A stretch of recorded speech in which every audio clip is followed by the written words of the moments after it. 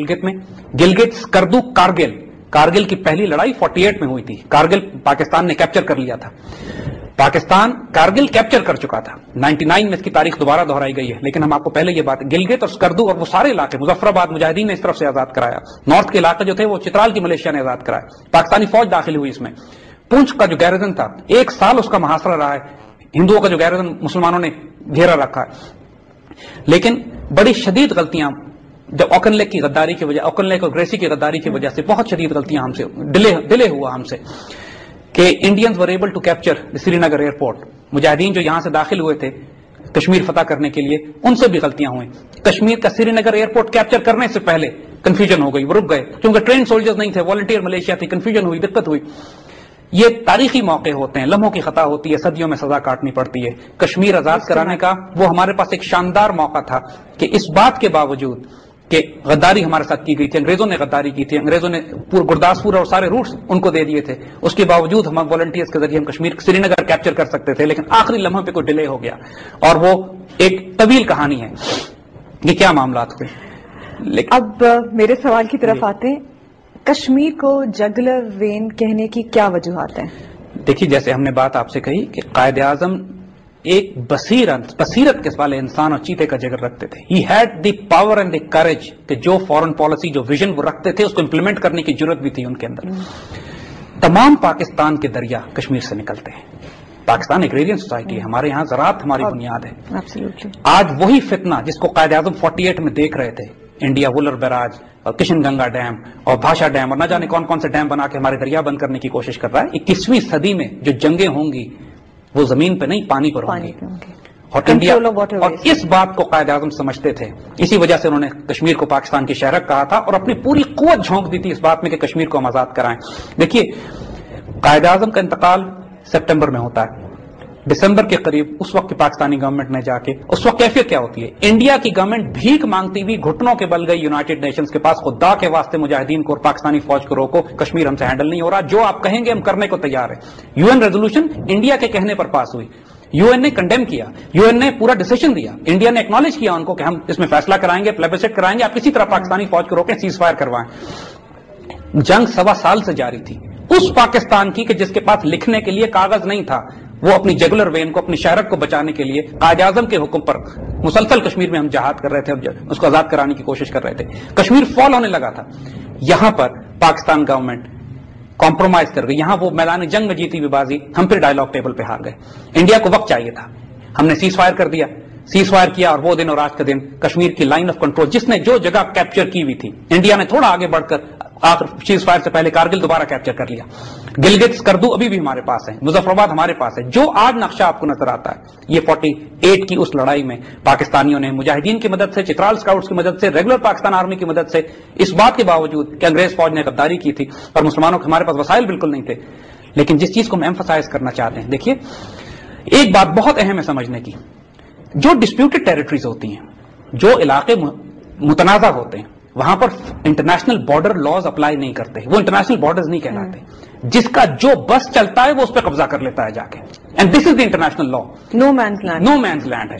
अंग्रेजों ने फॉकलैंड्स के पे कब्जा किया हुआ था, अर्जेंटीना ने कहा ये हमारा है, जाके कब्जा कर लिया, अंग्रेजों ने फिर छुड़ा लिया, किसी ने कुछ नहीं कहा। ये इसी तरह हो, देखिए रियासत हैदराबाद की, अंग्रेजों ने हैदराबाद की रियासत पर भी इसी तरह कब्जा किया। उस्मान अली खान ने मुजाहमत की, 5 दिन लड़ाई हुई शदीद, हिंदुस्तानी फौज ताकत के बोल पे हैदराबाद पर कब्जा किया उन्होंने, जूनागढ़ की रियासत पर कब्जा किया, ऑपरेशन पोलो का नाम दिया था उन्होंने, जो हैदराबाद की रियासत पर उन्होंने कब्जा किया। कश्मीर में भी उन्होंने फौजें भेजी, हमने भी फौजें भेजी, लड़ाई हुई। ये पॉलिसी कायद आजम की बनाई हुई है कि जो और ये दुनिया में एक्सेप्टेड पॉलिसी है कि देखिए हमको छुप छुप कर खुफिया तौर पर कश्मीर की मुजाहिदीन की मदद करने की कोई जरूरत नहीं है। This should be part of our declared foreign policy, क्योंकि डिस्प्यूटेड टेरिटरी है। लाइन ऑफ कंट्रोल पे पिछले 60 साल से अगर हम आपको तारीख बताएं, वो ये है कि कोई फिक्स बॉर्डर्स नहीं है वहां। उनका बस चलता है, वो एक चोटी पे कब्जा कर लेते हैं, हमारा बस चलता है, हम दूसरी पहाड़ी कैप्चर कर लेते हैं। मुसलसल लाइन ऑफ कंट्रोल तब्दील होती चली आ रही है पिछले 60 साल। It is show of power. It is a show of power. जिसका बस चलता है वो करता है। اور and you think it's completely justified? Totally justified, اس لیے کہ وہ بھی یہی کر رہے ہیں اور ہم بھی یہی کر رہے ہیں. ڈسپیوٹڈ ٹیریٹری اوور آل ان گلوبلی دیکھا دنیا جائے میں ہر جگہ ہر قوم یہی کرتی ہے. جس کے پاس طاقت ہوتی ہے وہ ڈسپیوٹڈ ٹیریٹری کو جا کے قبضہ کر لیتی ہے. ہمارا سر کریک کا سندھ میں سر کریک کا جو مسئلہ ابھی تک انڈیا کے ساتھ ہمارا ڈسپیوٹڈ ٹیریٹری ہے. جس کے پاس طاقت ہوتی ہے وہ قبضہ کر لیتا ہے، جس کے پاس طاقت ہوتی ہے وہ جا کے اس کو لے لیتا ہے، دوسرے کو نہیں لینے دیتے. دیکھیے کہنے کا مقصد یہ تھا کہ کشمیر، قائد اعظم کی کشمیر پالیسی کیوں اتنی شدت کے ساتھ قائد اعظم نے طاقت کا استعمال کیا. کشمیر بزور شمشیر وہ لینا چاہتے تھے. کوئی ڈپلومیسی، کوئی ڈائلاگ، کوئی ٹاکس، کوئی C B Ms conference building measure, no nonsense like that. Quaid Azam went for the jugular himself. شہرک کی وہ خود گئے تھے. قائد اعظم کے بعد جو حکومتیں آئیں، دیکھیے لیاقت علی خان کی پاکستان سے محبت اور دوستی اور ان کے خلوص پہ ہم شک نہیں کرتے، مگر ان سے سیاسی غلطی ہوئی. ان کو اس وقت یونائٹڈ نیشنز میں جا کے سیز فائر نہیں کرنا چاہیے تھا. وہ بہت بڑی غلطی ہوئی. اور جب خود انڈیا جا کے بھیک مانگ رہا ہے یو این میں، تو اس سے اس کی کمزوری دیکھ لیجئے کہ اگر اس میں طاقت ہوتی تو اس کو یو این میں جانے کی کیا ضرورت تھی. آج وہ پوری طرح قابض ہو چکا ہے کشمیر کے اوپر. وہ تو یو این میں نہیں جاتا. یو این میں تو ہم بھاگتے پھرتے ہیں کسی طرح اس کو لے کر آؤ، یونائٹڈ نیشنز کی ریزولوشن کو پورا کریں. اب اس کو کوئی حاجت نہیں ہے. ڈسپیوٹڈ ٹیریٹری ہے. کشمیر کا فیصلہ جب بھی ہوگا یاد رکھیے گا بزور شمشیر ہوگا. اس کا کوئی اور سولوشن نہیں ہے. وہی سولوشن ہے جو قائد اعظم سولوشن ہے. And Quaid Azam solution military solution. Quaid Azam solution is high intensity conflict, low intensity conflict, declared foreign policy اور بزور شمشیر. کیوں؟ کیونکہ پاکستان کی جگولر، پاکستان کے شہرک کشمیر ہے، اور اس حقیقت میں آج تک کوئی تبدیلی نہیں ہوئی. یہ لیسن ہے ہمارے حکمرانوں اور سیاستدانوں کے لیے جو قائد اعظم کو ایک ایسا امیج بنا کے پیش کرتے ہیں کہ جیسے ان میں نعوذ باللہ کوئی فیصلہ کرنے کی کوئی طاقت نہیں تھی، یا وہ کمزور تھا، یا ہر وقت پیس اور محبت اور پیار کی باتیں کرتے تھے. نو، جیسے عرض کیا کہ چیتے کا جگر تھا اس وجود میں.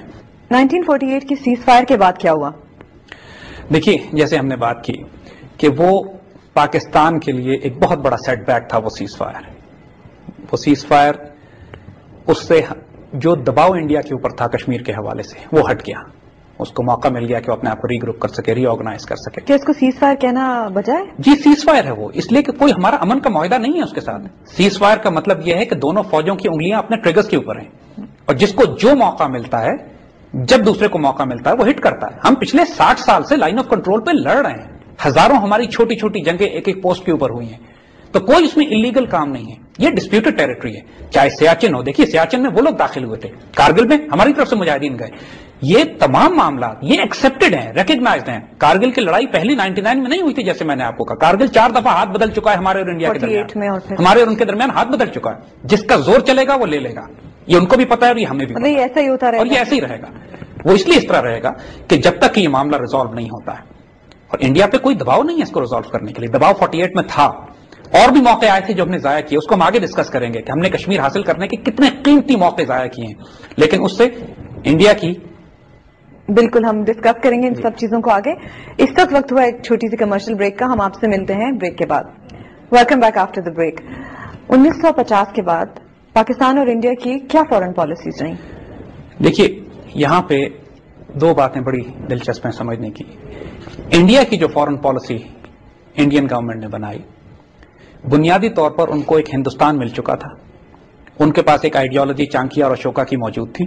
انہوں نے اپنے جھنڈے کو، اپنے نیشنل ایمبلم کو اشوکا سے جوڑ لیا تھا. ترنگا. وہ نظریاتی طور پر ایک ہندو ریاست بن چکے تھے. انڈیا سیکولر ریاست نہیں ہے. ان کا کانسٹیٹیوشن میں لفظ سیکولر لکھا ہوا ہے. جس ملک میں 1 کروڑ مندر ہوں وہ سیکولر نہیں ہوتا. انڈیا اتنا ہی سیکولر ہے جتنا امریکہ ڈیموکریٹک ہے.